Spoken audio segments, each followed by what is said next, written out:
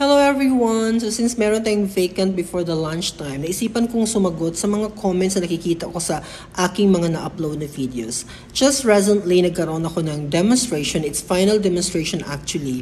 And by mga maraming nag-congratulate doon sa akin. So one of the messages na or comments na nakita ko na gusto kong sagutin is yung galing kay Ma'am Lena. Sabi niya, "Congrats po sir. Ask ko lang po kung same format lang po yung lesson plan dito sa Pinas at saka dyan sa Taiwan."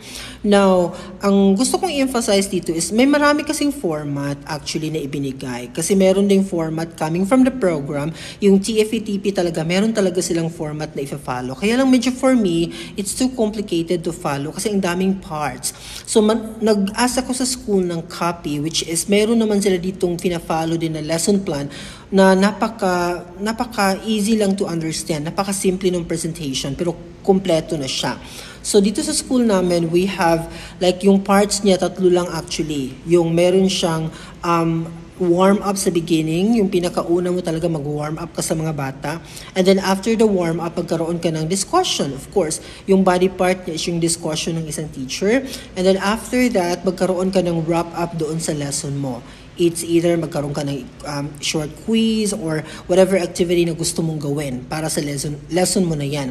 So yun yung sa school namin na format na fina-follow ng most of the teachers. Pero ang akin din naman, I presented to them my 4As, which is my favorite lesson plan talaga na format.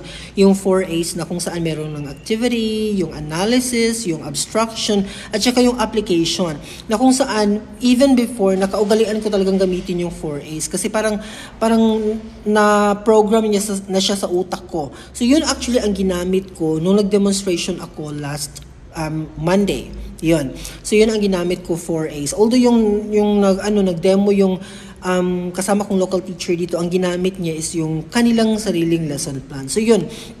So I think depende sa school, i-present mo lang yung kind of lesson plan na napagdaanan mo in Philippines kasi pag nakita nila na yung mga dapat na ma-meet ng mga bata is nakikita naman doon sa lesson plan na present mo sa kanila, and I think it's okay. Kasi tinitingnan po yan ng ating partner na local teacher at saka yung ating coordinator before we have to do our demonstration. So meron pong checking time po, okay? Or between you and the local teacher and the coordinator before you are going to have your demonstration or final classroom observation. So, I hope nasagot ko exactly yung sagot mo, Teacher Lena.